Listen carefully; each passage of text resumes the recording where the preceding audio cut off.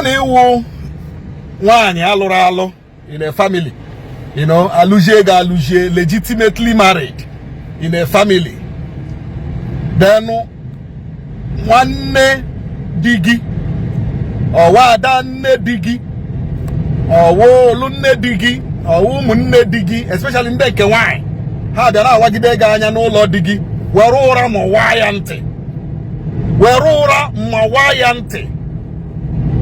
You don't tolerate rubbish, oh. Don't tolerate rubbish. Achọrọ m ka mụ na ụmụ di m nwee problem. Achọrọ m ka m nwụrụ problem nye ụmụ di m, this and that, that and this. Ụmụ di gị ha bịa n'ụlọ di gị na-enye gị ọda.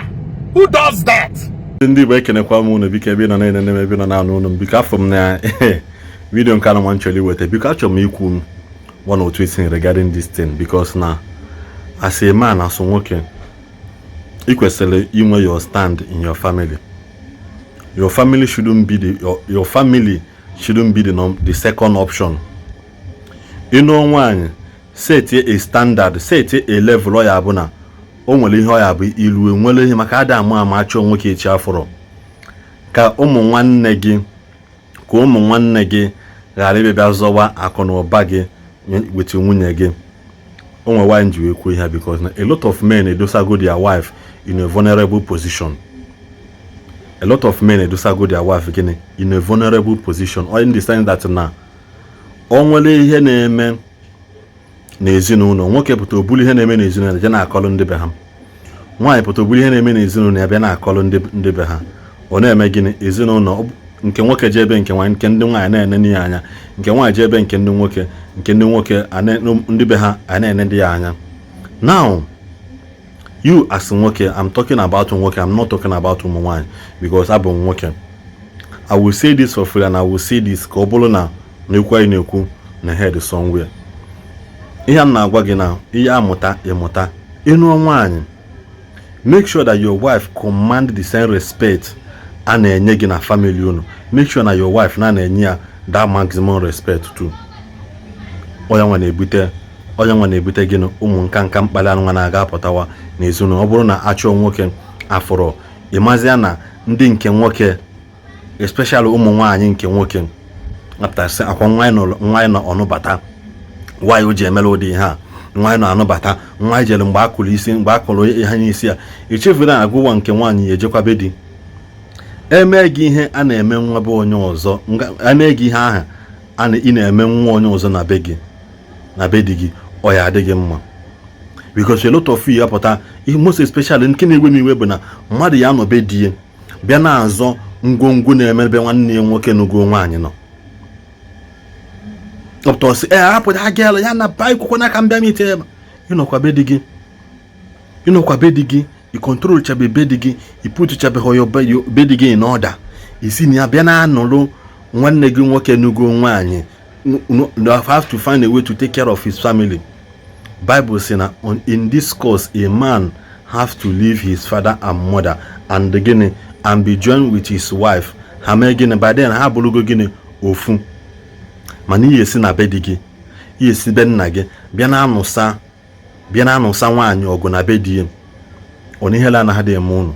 Achọrọ m ka unu gee video nwanne anyị nwoke anwa because na one na-echabe ya mgbe nne ya to the fullest. Unu ya aghọta ihe mee nji wee kwuo ihe nkwu n'ụbọchị nke taa. Ka ọ dị n'mgbe ọzọ ndị be anyị.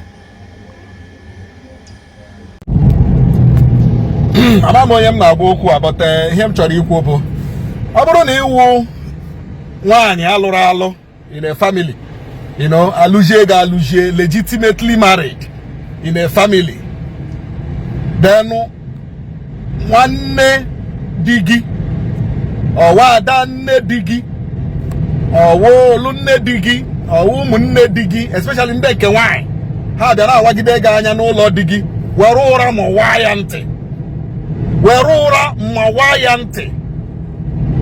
You don't tolerate rubbish, oh. Don't tolerate rubbish. Achọrọ m ka mụ na ụmụ di m nwee problem. Achọrọ m ka m nwụrụ problem nye ụmụ di m, this and that, that and this. Ụmụ di gị ha bịa n'ụlọ di gị na-enye gị ọda. Who does that? You know, who does that? Some women, they lose their families, lose whatever, because na ha chọrọ iwu good wives. You want to be a good wife. Especially in the wine. Especially in the garden, they look radio, they call the outside. Hana, now go thinking that one day I work again, shabby. Hana, go thinking she one day I work again. Now, what he got a double and the area one day I work. Now, Baggy Higa, and one day I work. Now, Baggy Kiga and I can't get him, and all Lord to go. You know, I don't want today. That is one case we are treating now. Very rubbish case. It's a rubbish case because I blame the girl. I blame the lady, I blame the woman. How would you allow Adane Digi Nurula the outside? Yeah, they are single. Give it in here. Nori Ishi. That na Igakwe Ishi na Lord Digi, Ewerego, Ewegano Lord Maggie, Igakwe Ewerego Digi, Ewerego Digi, Ewegana Maggie, Igakwe Ishi Goshi na Lord Digi, Zora Maggie, Moshe Goshi no Lord Digi, Mary Maggie something, Meru Munegi, no way Goshi no Lord Digi, Gafu from Lord Digi. Nah, give Querepo, give do up the issue. Metazayadiko when you go for Gana, get Chopatana. That something is wrong somewhere. I'm my Latagadi Hempuke. I'm my Latagadi Hempuke at all. Because that is the issue. That is the issue. Don't allow Umunne Digi, Adane Digi, Ndeke Amunohana Digi Ndeke Wanye certainly, you know, to mess you up in your marriage. Epela. To be messed up in your marriage. Kwechiri. What is this? From their husband's house. The moment that man no shigi kagimwe. The moment that man no lompagi, may shigi, kugu shigi, may any land eme na wani. Orogelota no lea. Anybody there must take permission from you before you pin, before you may pin, before you will pin from that house. Take possession of your husband's house, my friend. I want to be a good wife. I try to make him see now. I try to make him see now. I try me where you wine. It's only where you wine. How na couple again? Now how couple again at you? How couple again at you? But one day I work one also. When you think that when you think that you are obeying them, when you think you are being a party, you know, get that party. It's only a good wife. You will lose your home. You will lose your home. Once in a while, in the house of your husband, though. Once in a while, once in a while, I'm telling you the truth. Make a run before. Make it with a before. Here I go. Do not be playing this game of I want to be a good wife. I want to be this. I want to be that. Stop playing such a game. You lose your husband, you lose your family. Now look at Anya. Give them all Lord dim. Jana Babotum Gesi, a Domoko, Otum Gesi, a period, and singing and make you for what? Now, one them what kind of like Iko, one them not like a Capache, who does that? Go at Babotum Gesi, Domoko, and near dim. Danda there, what upon Anya? There than there, what upon Anya? Allow the wife of your brother to breathe.